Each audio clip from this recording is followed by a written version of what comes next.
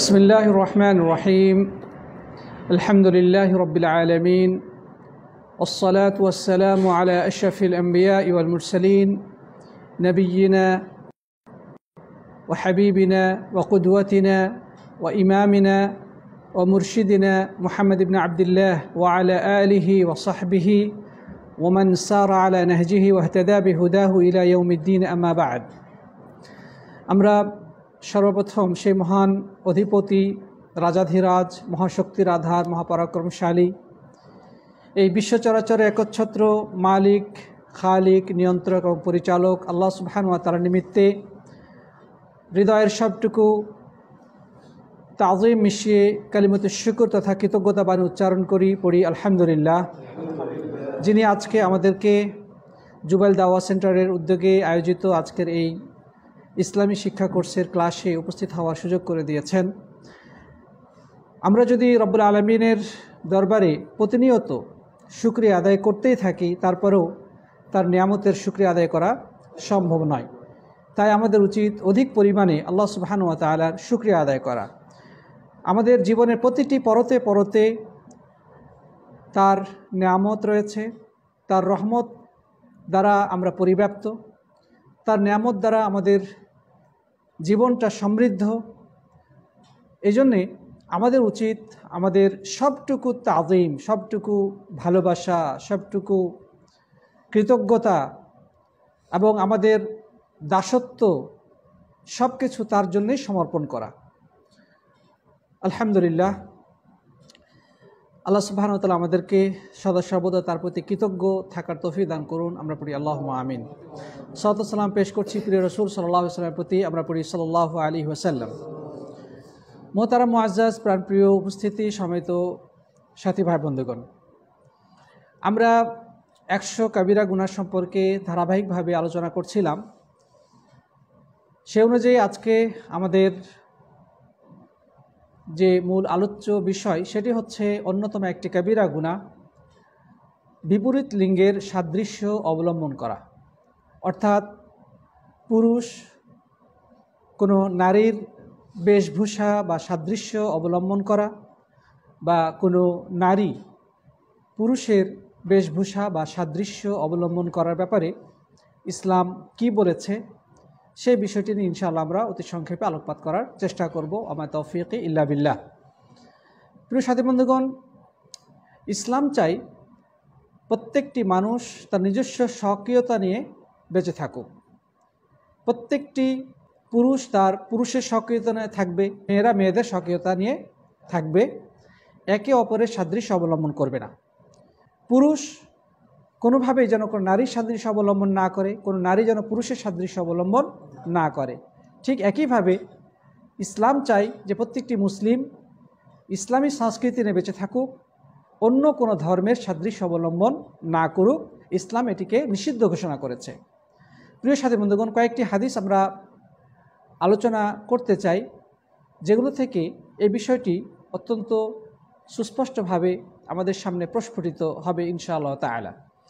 আল্লাহ রাসূল সাল্লাল্লাহু আলাইহি ওয়াসাল্লাম আল্লাহর পক্ষ থেকে ওহী প্রাপ্ত হতেন, ঠিক না? ঠিক। এবং তিনি খুব ভালো করেই ওহীর মারফতে জেনেছেন যে এই উম্মতের মধ্যে এমন একটি সময় আসবে যে পুরুষেরা নারীর সাদৃশ্য অবলম্বন করবে আর নারীরা পুরুষের সাদৃশ্য অবলম্বন করবে, যার কারণে আল্লাহ নবী সাল্লাল্লাহু আলাইহি ওয়াসাল্লাম এই নিষেধাজ্ঞা আরোপ করেছেন যেন পরবর্তীতে কেউ এ ধরনের কার্যক্রম না করে। আর এটা তো সত্য যে তিনি নিজের পক্ষ থেকে মন গড়া কোনো বিধান দিতেন না, কোনো বক্তব্য দিতেন না, কোনো কথা বলতেন না।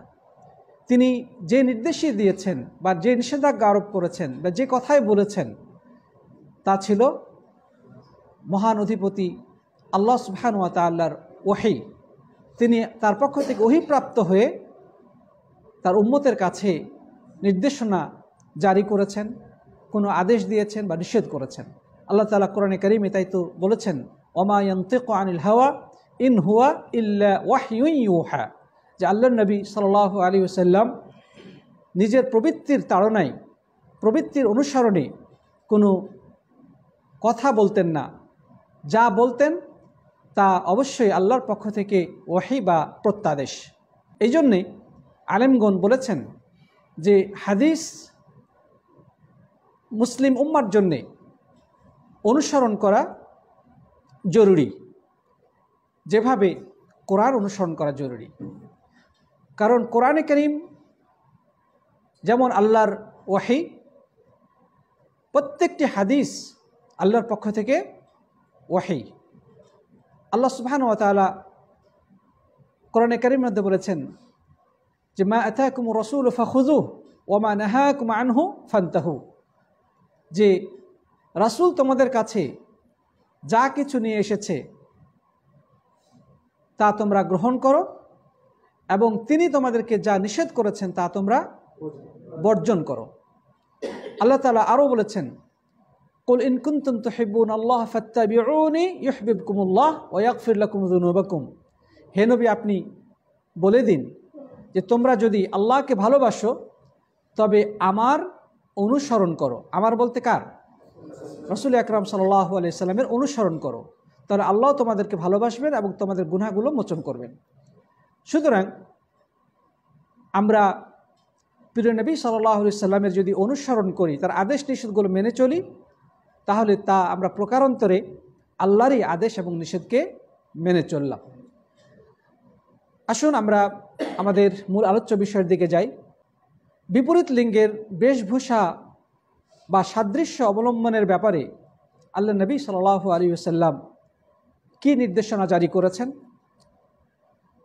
প্রথমে আমরা সেই হাদিসটি পেশ করব যে হাদিসটি বর্ণনা করেছেন প্রখ্যাত সাহাবী এবং নবী আকরম সাল্লাল্লাহু আলাইহি সাল্লামের আপন চাচাতো ভাই আব্দুল্লাহ ইবনে আব্বাস রাদিয়াল্লাহু তাআলা আনহু। তিনি বলছেন যে লাআনা রাসূলুল্লাহ সাল্লাল্লাহু আলাইহি ওয়াসাল্লাম আল মুতাশাব্বিহিনা মিনার রিজাল বিন নিসা ওয়াল মুতাশাব্বিহাতি মিনান নিসা বির রিজাল। আল্লাহ রাসূল সাল্লাল্লাহু আলাইহি ওয়াসাল্লাম লানত করেছেন বা অভিসম্পাত করেছেন ওই সকল পুরুষকে যারা নারীদের সাদৃশ্য অবলম্বন করে, এবং ওই সমস্ত নারীদেরকে যারা পুরুষের সাদৃশ্য অবলম্বন করে। এটি আল্লাহর কিতাব তথা আল কোরআন কারীমের পরেই সবচেয়ে বিশুদ্ধ গ্রন্থ হাদিস সহিহুল বুখারী থেকে নেওয়া। তাহলে এই হাদিসের মধ্যে কোনো ধরনের কি নাই? সন্দেহ নেই। আল্লাহ নবী সাল্লাল্লাহু আলাইহি ওয়াসাল্লাম লানত করেছেন, অভিসম্পাত করেছেন। আর আমরা এর আগেও আলোচনা করেছি লানত শব্দের অর্থ কি। আমরা বলি লানত মানে অভিসম্পাত, কিন্তু এর শাব্দিক বিশ্লেষণে যদি আমরা যাই তাহলে দেখব যে লানত শব্দটার শাব্দিক অর্থ হচ্ছে আত-তারদু মির রাহমাতিল্লাহ, আল্লাহর রহমত থেকে বিতাড়িত করা, আল্লাহর রহমত থেকে বঞ্চিত করা। শয়তান হচ্ছে মালউন, কারণ শয়তান আল্লাহর রহমত থেকে বঞ্চিত বা বিতাড়িত। প্রিয় বন্ধুগণ, যাই হোক, তাহলে আল্লাহ নবী সাল্লাল্লাহু আলাইহি ওয়াসাল্লাম যে কথা বললেন যে কোনো ব্যক্তি যদি কোনো বিপরীত লিঙ্গের বেশভূষা, পোশাক পরিচ্ছদ বা কোনো ক্ষেত্রে সাদৃশ্য অবলম্বন করে তাহলে সে মালউন বা অভিশপ্ত। প্রিয় সাথী বন্ধুগণ, আরেকটি হাদিস আমরা দেখি। হাদিসটি বর্ণনা করেছেন সর্বাধিক হাদিস বর্ণনাকারী সাহাবী, কি নাম? আবু হুরায়রা রাদিয়াল্লাহু তাআলা আনহু। তিনি বলছেন যে আন্না রাসূলুল্লাহ সাল্লাল্লাহু আলাইহি ওয়াসাল্লাম লাআনা আর-রাজুলা ইয়ালবিসু লিবসাতাল মারআহ ওয়াল মারআতা তালবিসু লিবসাতার রাজুল। যে আল্লাহ নবী সাল্লাল্লাহু আলাইহি ওয়াসাল্লাম লানত করেছেন ওই পুরুষের প্রতি যে নারীদের অনুরূপ পোশাক পরিধান করে, এবং লানত করেছেন ওই নারীর প্রতি যে পুরুষের অনুরূপ পোশাক পরিধান করে। এটি আবু দাউদে বর্ণিত হয়েছে এবং ইমাম আলবানী রাহিমাহুল্লাহ এটাকে সহিহ বলেছেন। প্রিয় বন্ধুগণ, তাহলে এখানে পোশাক আশাকের বিষয়টি এসেছে। কোনো পুরুষ কোনো নারীর পোশাক আশাক পরিধান করতে পারবে না, কোনো নারী পুরুষের পোশাক পরিধান করতে পারবে না। এটি একটি অভিশাপযোগ্য কাজ, হারাম এবং নিষিদ্ধ কাজ। সুতরাং আমরা এই হাদিস থেকে যেটা দেখতে পাচ্ছি যে কোনো নারী কর্তৃক পুরুষের পোশাক পরিধান করা বা পুরুষ কর্তৃক নারীর পোশাক পরিধান করা এটি অভিশাপযোগ্য কাজ। সুতরাং এটা কোন ধরনের গুনাহ, সগীরা নাকি কবিরা? ছোট গুনাহ নাকি বড় গুনাহ? এটি হচ্ছে বড় গুনার অন্তর্ভুক্ত। নাউজুবিল্লাহি মিন যালিক। প্রিয় বন্ধুগণ, আরেকটি হাদিস আমরা পড়ি। এই হাদিসটিও বর্ণনা করেছেন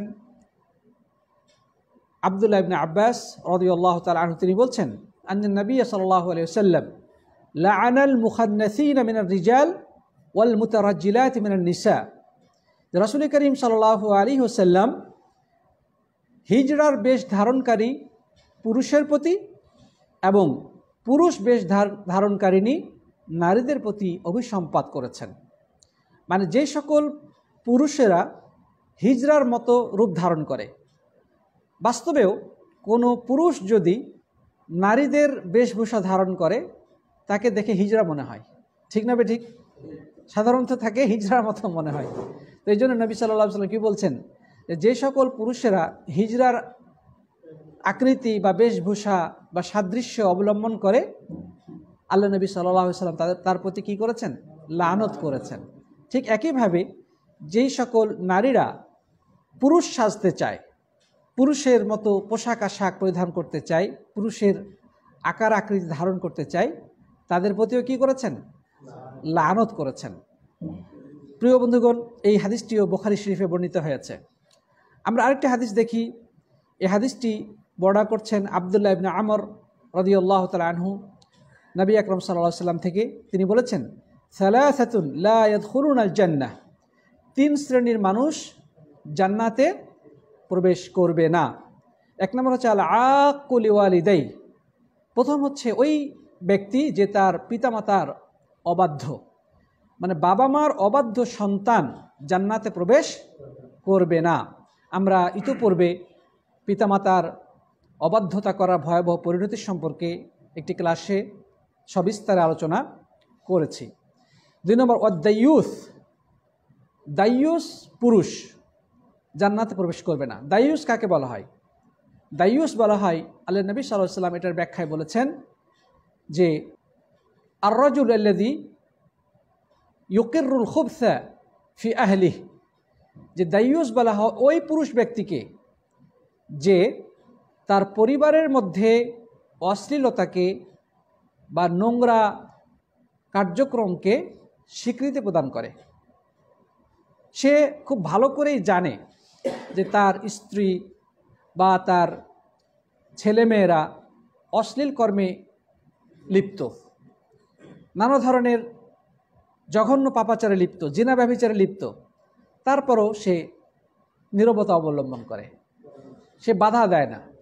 সে বলছে আরে এই বয়সে তো একটু একটু করবেই, মেয়েদের ব্যাপার বলে দিচ্ছে, ছেলেদের ব্যাপার বলে দিচ্ছে, এই বয়সে একটু আধটু করবেই। তার স্ত্রীর ব্যাপারেও তার কোনো আপত্তি নেই।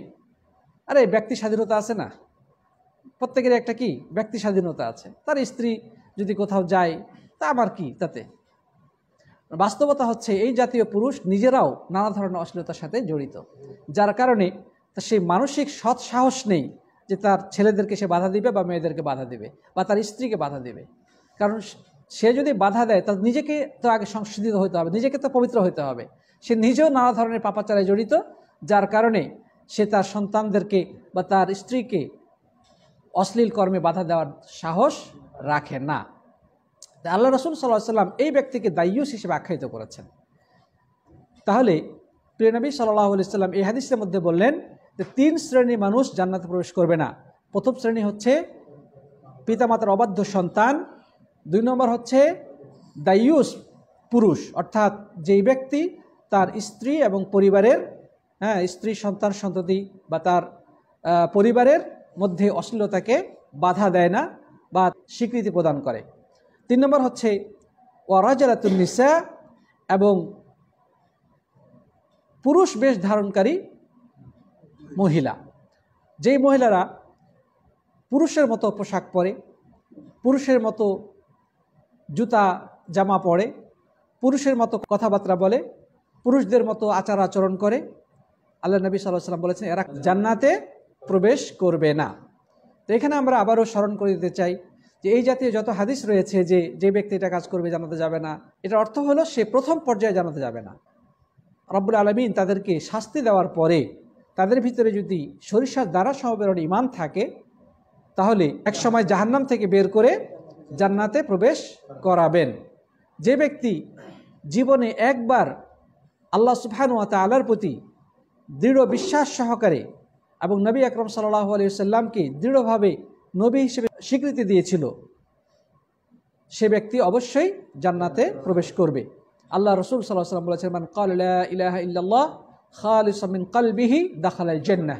যে ব্যক্তি একনিষ্ঠ চিত্তে লা ইলাহা ইল্লাল্লাহ তথা একথা সাক্ষ্য দিবে যে আল্লাহ ছাড়া সত্য কোনো উপাস্য নেই, মানে ইবাদত পাওয়ার হকদার আল্লাহ ছাড়া আর কেউ নাই, তাহলে সে জান্নাতে প্রবেশ করবে, যত বড়ই সে গুনাহগার হয়ে থাকুক না কেন, যদি সে শিরিক না করে।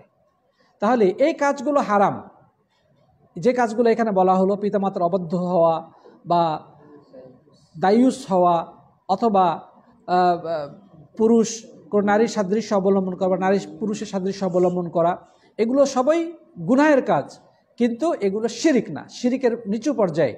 আর আল্লাহ তাআলা বলেছেন, ইন্নাল্লাহা লা ইয়াগফিরু আন ইউশরাকা বিহি ওয়া ইয়াগফিরু মা দুনা যালিকা লিমান ইয়াশা, যে আল্লাহ তাআলা তার সাথে শিরিক করাকে ক্ষমা করবেন না। শিরিকের নিচে যত ধরনের পাপাচার রয়েছে, গুনাহ রয়েছে, আল্লাহ যাকে ইচ্ছা মাফ করে দিতেও পারেন। মানে এটা আল্লাহ তাআলার মাশিয়াত বা ইচ্ছার অন্তর্ভুক্ত। আল্লাহ তাআলা তাকে মাফ করে দিয়ে জান্নাতে প্রবেশ করাতে পারেন, আবার যদি মাফ না করেন তাহলে তাকে জাহান্নামের আগুনে শাস্তি দিবেন, তারপরে জান্নাতে প্রবেশ করাবেন। এটি হচ্ছে আহলুস সুন্নাহ ওয়াল জামাতের আকীদা। প্রিয় বন্ধুগণ, আরেকটা হাদিস আমরা দেখি। এই হাদিসটি বর্ণনা করেছেন ইবনু আবি মুলাইকা রাহিমাহুল্লাহ, তিনি একজন তাবিঈ।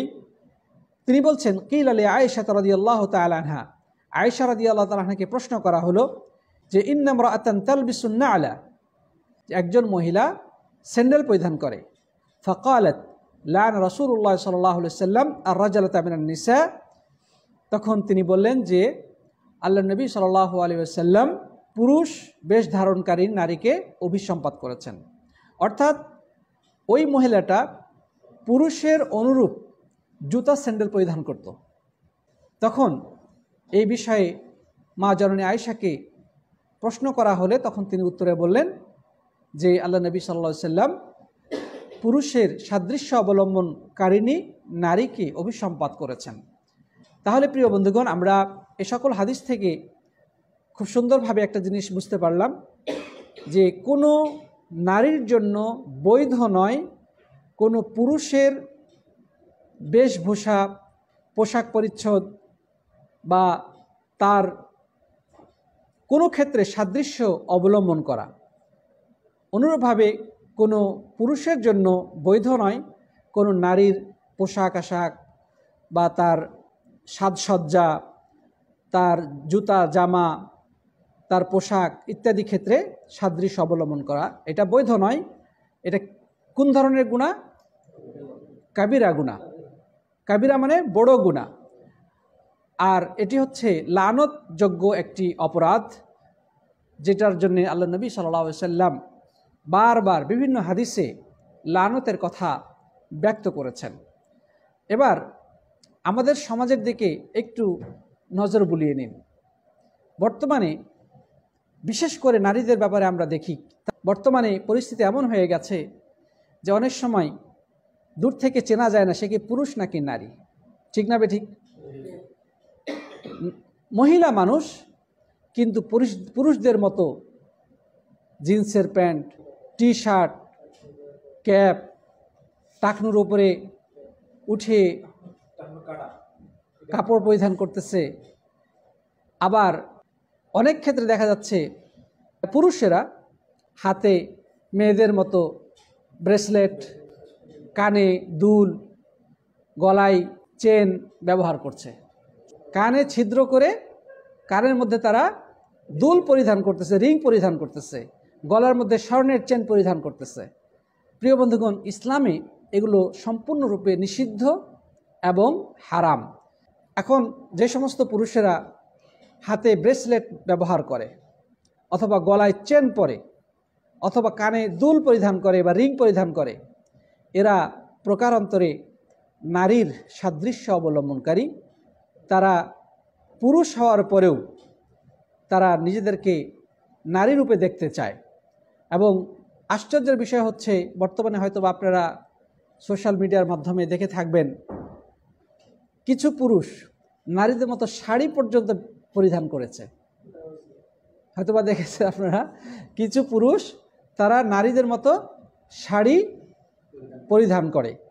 তারপরে কিছুদিন আগে দেখা গেল যে ওই যে টিপ সমস্যা নিয়ে দেশে একটা লঙ্কাকাণ্ড ঘটে গেল। সেখানে কতগুলো আমাদের দেশের অভিনেতা, নায়ক বা যাদেরকে আমরা মডেল বলি, এরা টিপ পরে আন্দোলন করলো বা ওই নারীর প্রতি তারা সমর্থন জানালো। বিভিন্ন নাটক সিনেমাগুলোতে অনেক পুরুষ নারী সাজে, নারী পুরুষের পার্ট নেয়, পুরুষ চরিত্রে অভিনয় করে, পুরুষদের মতো পোশাক পরিধান করে, অনেক সময় কৌতুকের মধ্যে এই কাজগুলো করে থাকে। তো এই যে কাজগুলো আমাদের সমাজে অহরহ চলতেছে, এগুলো সম্পূর্ণ অভিশাপযোগ্য এবং হারাম কাজ। প্রত্যেকটি মুসলিমের জন্যে অপরিহার্য হচ্ছে আল্লাহর দ্বীন সম্পর্কে জেনে সেই অনুযায়ী আমল করা। আজকে আমাদের মুসলিম সমাজ পদে পদে লাঞ্ছিত হচ্ছে, নির্যাতিত হচ্ছে, নিপীড়িত হচ্ছে। আমরা মুসলিমদের নির্যাতন দেখে চোখের পানি ফেলি, আমরা অনেক কষ্ট পাই। কিন্তু এর কারণটা কি? এর কারণ হলো আমরা ইসলামকে শুধুমাত্র নির্দিষ্ট কিছু ক্ষেত্রে সীমাবদ্ধ করে ফেলেছি। ইসলাম মানে হচ্ছে মারা যাওয়ার সময় দাফন দেওয়া, কাফন দাফন করা। ইসলাম মানে হচ্ছে ওই বিবাহর সময় কবুল করানো, আর বাবা মরে গেলে মিলাদ মাহফিল করা, হুজুরদেরকে ডেকে কোরআন খতম করা বা সবিনা খতম করা, এগুলি হচ্ছে ইসলাম।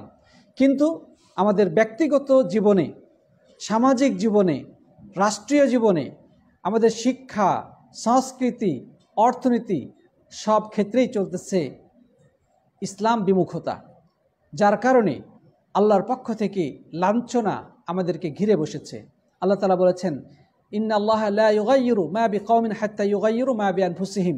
আল্লাহ সুবহানাহু ওয়া তাআলা কোনো জাতির ভাগ্যর পরিবর্তন ঘটাবেন না যতক্ষণ পর্যন্ত তার নিজেদের অবস্থা পরিবর্তন তারা না করবে। আমরা মুসলিমরা যতক্ষণ পর্যন্ত আল্লাহর দ্বীনের কাছে আত্মসমর্পণ না করব, আল্লাহর বিধানকে আমাদের প্রত্যেকটি ক্ষেত্রে জীবন বিধান হিসেবে গ্রহণ করতে না পারব, ততক্ষণ পর্যন্ত আল্লাহ আমাদের অবস্থা পরিবর্তন করবেন না।